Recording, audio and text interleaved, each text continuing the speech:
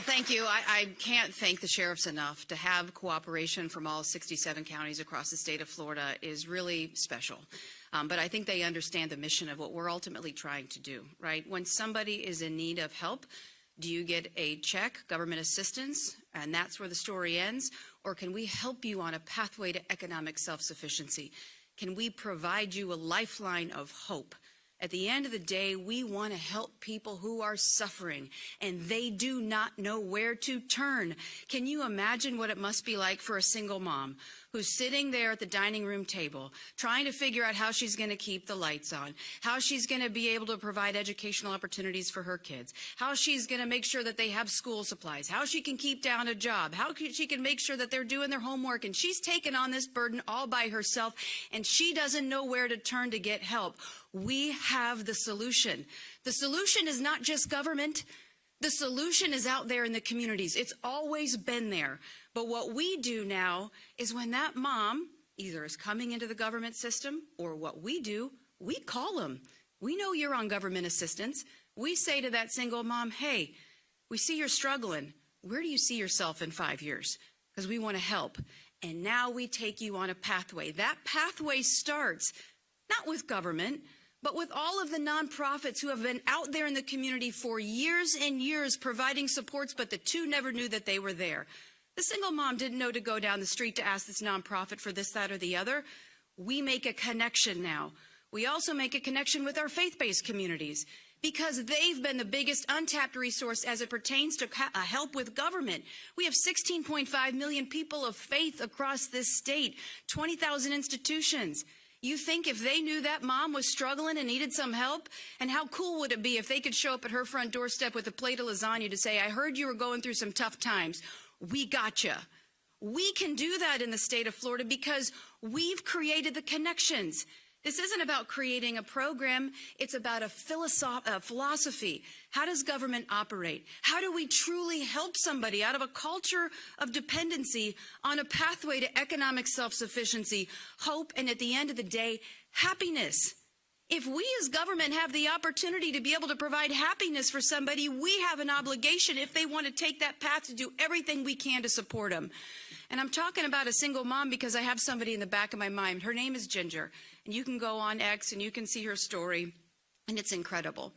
Because when you know what she was going through, she was sitting in her car. She didn't have a high school diploma. She didn't know what she was going to do. She was working at a pool store. She was selling pool chemicals. She had 2 kids.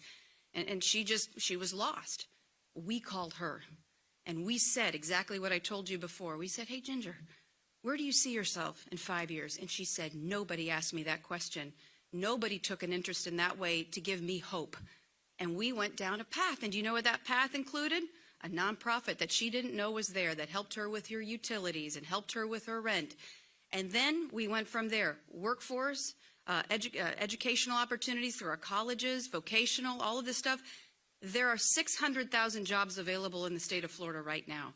There are programs through the thanks to the governor that provide the ability to get the skills to get those jobs, but it's all siloed. And again, I go back to that single mom who's sitting at the table. Is she supposed to go to Google and figure all this out? Like, how do I go? This video?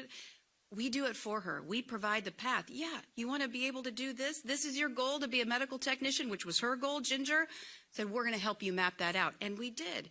We showed her how to get the skills. We made the connection. We helped guide her through the process. Now she's a licensed medical professional. She's a specialist. And when she tells her story, she'll do it with tears in her eyes. Not only because she knew she had it within her to live up to her God-given potential, but she looks to her kids.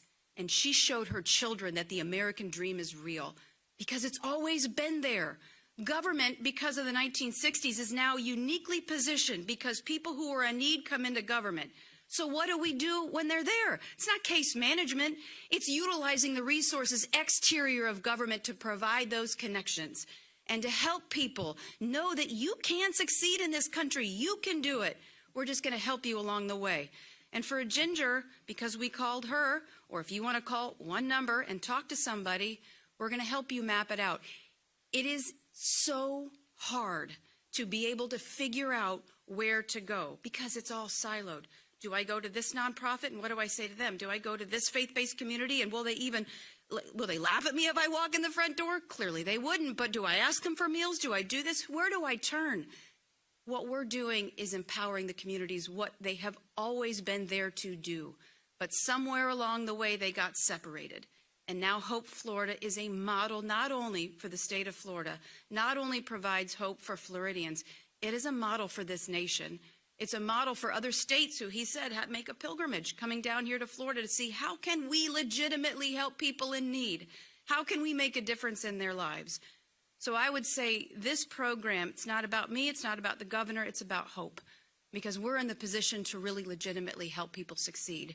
And so you'll see us continue to double down on this because it's a righteous, worthy, good thing to do to help somebody who's struggling. And anybody out there who doesn't know where to go, doesn't know where to turn, you're afraid, you're scared, you're sitting there and you feel like you're alone, call 833-GET-HOPE.